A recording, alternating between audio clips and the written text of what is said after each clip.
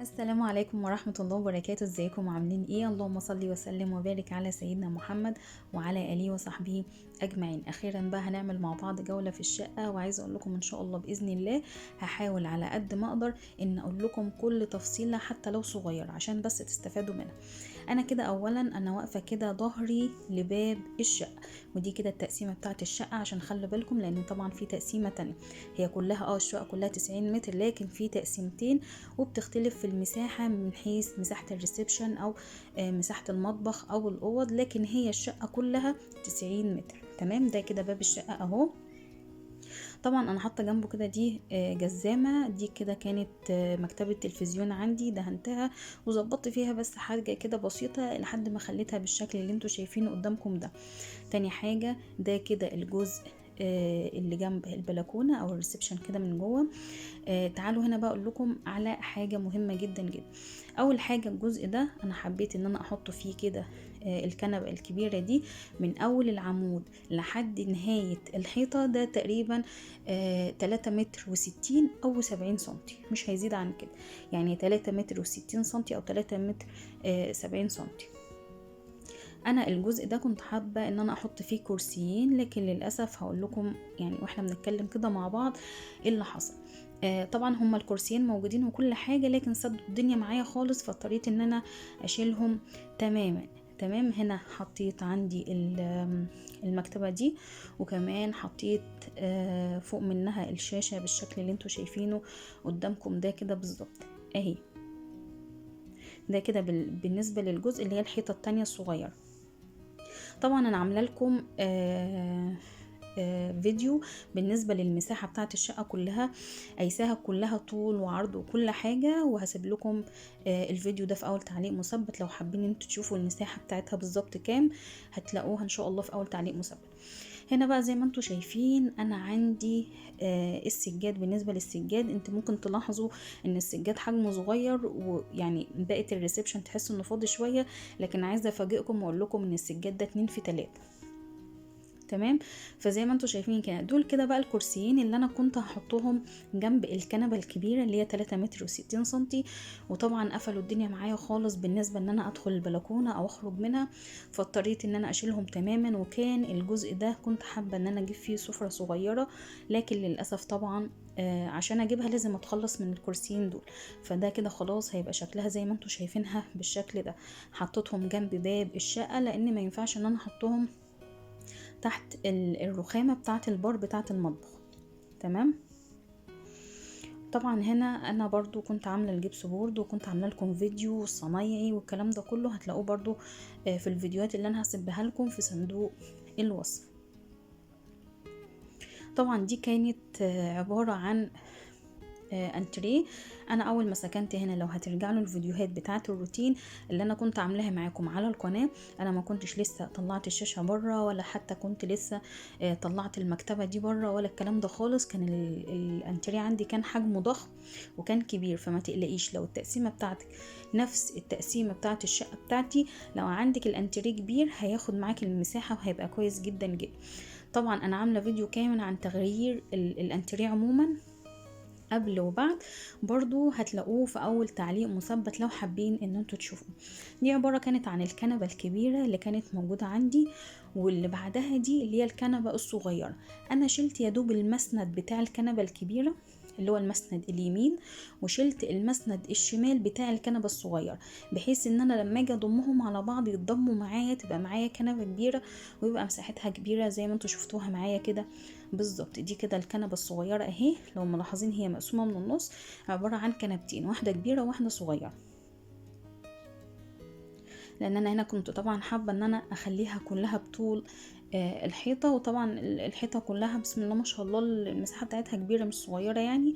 وطبعا لما تحط قدامها الشاشة او مكتبة صغيرة تحتها، او ممكن مثلا تستغليها تحطي تحتيها بوفيه صغير تحطي فيه حاجة المطبخ بتاعتك لو المطبخ مش هيقضي معاكي، فبالنسبة لك هتعرفي تلعبي في المساحة في الحتة دي. طبعا انت لو التقسيمه بتاعتك زي دي السجاد تقدري ان انت يعني ايه تخليه كبير شويه. انا بصراحه ما لقيتش اكتر من 2 في 3، لكن ممكن هتاخد معاكي كعرض 2.5. تمام، يعني انا العرض عندي هنا 2، لا خلي العرض عندك يبقى 2.5. هتاخد معاكي برضو مساحة كويسة جدا جدا. لو انت مثلا هتشتري موكيت بالمتر، او هتشتري ايا كان بقى اي حاجة بالمتر، فتقدري ان انت تلعبي في الحتة دي وتختاري المقاسات اللي انت حباها. هنا بقى المطبخ زي ما شفتوا معايا عملنا فيه جولات كتيرة قبل كده، وقلت لكم المطبخ والماتيريال والتعديلات برضو اللي احنا عملناها مع بعض قبل كده بالنسبة للمطبخ والبلكونة الصغيرة، وقلنا كل حاجة تخصه. ارجعوا برضو الفيديوهات التانية لو حابين ان انتوا تشوفوها او لسه ما شفتوهاش معايا. ده كده بالنسبه للمساحه. طبعا عايزه اقول لكم هو كل اللي يدخل عندي يقول لي بلاش سفره، لان انت كده وسعت الدنيا وبالنسبه لك الدنيا بقت براح، فالدنيا بقت حلوه، يعني اللي هو ايه، بتمشي براحتك تتحركي براحتك. لكن لو جبت سفره، هو معظمنا اصلا يعني ما بياكلش عليها او ما بيستخدمهاش عموما. انا في الاول كان عندي سفره، حتى لو هترجعوا الفيديوهات اللي فاتت كانت عندي السفره، لكن ما كانتش ماشيه مع الريسبشن عندي.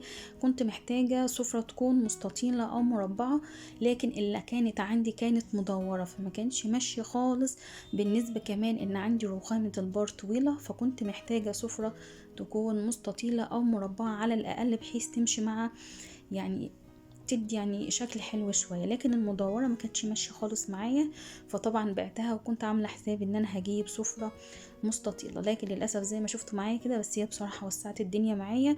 فلو برضو عندك زي ما قلت لك الانتيريه عندك كبير، هياخد معاكي مساحه حلوه. عندك حيطه 3 متر و60 سنتي ويمكن اكتر، والحيطه التانية برضو كانت واخده معايا الكنبه الصغيره، والكرسي كان ضخم برضو، كانت واخده معايا مساحه حلوه جدا جدا. طبعا الانتريه ده كان عندي قديم، انا بدأت ان انا اجدد فيه.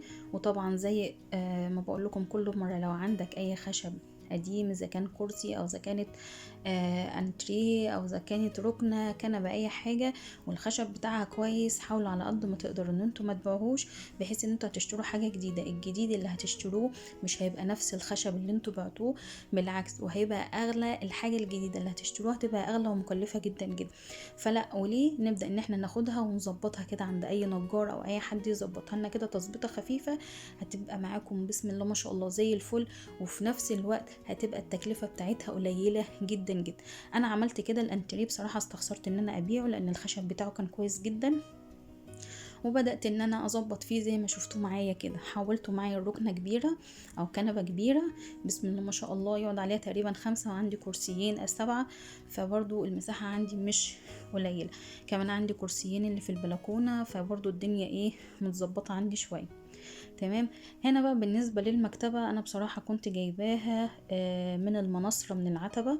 وبالنسبة برضو للترابيزتين، الترابيزة دي انا كنت جايباها برضو من المنصرة من العتبة. عايزة اقول لكم الاسعار هناك تحفة جدا جدا، بالنسبة للمقارنة بما هتجيبوه اذا كان مثلا من كارفور او اباني او ايا كان مكان هتروحوا معرض، هيبقى غالي جدا. يعني انا شفت اسعار بصراحة 2800 و3000، اقل حاجه 2500. لا، عايزه اقول لكم دي اسعارها تحفه بجد، وهي نفس الماتيريال، ويمكن كمان احسن. يعني انت كمان بالنسبه لي انا واخداها على الخشب قدامي، وبدات ان هي تدهن وتتظبط برضو قدامي، وحاولت ان انا اظبط فيها كام حاجه كده عايزاها. الازاز بتاعي يبقى لونه اسود مش ابيض، يعني كام حاجه كده انا عايزاها على ذوقي، حبيت ان انا اعملها. فدي كده التقسيمه بتاعتها اهي. عايزه اقول لكم على حاجه برضو، حاولوا على قد ما تقدروا التقسيمه بتاعته المنور او البلكونه الصغيره المنشر مش موجود داخل المطبخ، يبقى 2 في 3 هتمشي معاكي. السجاد بالنسبة للسجاد 2 في 3 هيمشي معاكي، لان طبعا في التقسيمة دي بيبقى الريسبشن بتاعها ضيق شوية عن التقسيمة بتاعتنا اللي انتوا شايفينها دلوقتي. طبعا وده لان التقسيمة اللي انتوا شايفينها معايا دلوقتي دي بتبقى ماسكاها شركة معينة، اما التقسيمة التانية برضو بيبقى ماسكاها شركة معينة. فكل مهندس بيصمم التصميم على حسب الشركة اللي بيبقى موجود فيها، او على حسب التصميم اللي هو بيبقى مصممه. لكن في الاول وفي الاخر انت بتتكلم في مساحة ان هي كلها مساحة واحدة. هنا الريسبشن هتلاقوا بيبقى كبير شوية، الاوض حجمها بسم الله ما شاء الله برضو كبيرة وحلوة، لكن المطبخ هتلاقوا حجمه صغير، والحمام كمان صغير. اما بالنسبة للتقسيمة بقى التانية اللي هي بيبقى الطرقة بتاعتها كده طولها تقريبا 5 متر او 6 متر، اللي بيبقى المنشر بتاعها في الطرقة نفسه بيبقى ليه باب خاص، دي عايزه اقول لكم الريسبشن بيبقى ضيق شويه، الاوض برضو معقوله، لكن الحمام بيبقى كبير وكمان المطبخ بتاعها بيبقى كبير. لكن بالنسبه زي ما بقول لكم للسجاد 2 في 3 هتمشي في الحالتين، لكن لو نفس التصميم اللي انتوا شايفينه معايا دلوقتي حاولي، ممكن لو هتقدري تجيبي اكتر من 2 في 3 هاتي، مفيش مشكله. انا بتكلم بالنسبه للعرض، العرض هاتي مثلا 2.5، ممكن توصل مثلا ل3 لو انت عايزه تكسي بقى الارضيه كلها، فده حلو جدا جدا. هحاول دلوقتي ان انا اجيب لكم شكل الانتريه القديم بحيث تشوفوا الشكل، لو انت عندك انتريه وعايز تنقل وعايز تشوف العفش بتاعك هيجي في نفس الريسبشن عندك ولا لا. هخليكم بس تشوفوا فيديو بسيط جدا جدا، يعني حاجة بسيطة، بحيث بس تاخدوا نظرة كده وتعرفوا المساحة بالنسبة لكم هتبقى عاملة ازاي.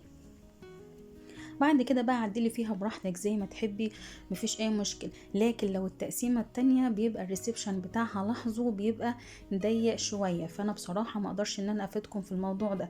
ده كده الانتريه بتاعي الاول، بصوا حجمه عامل ازاي، ضخم جدا، لكن كان واخد معايا المساحه وكنت بعدي من النص والدنيا تمام.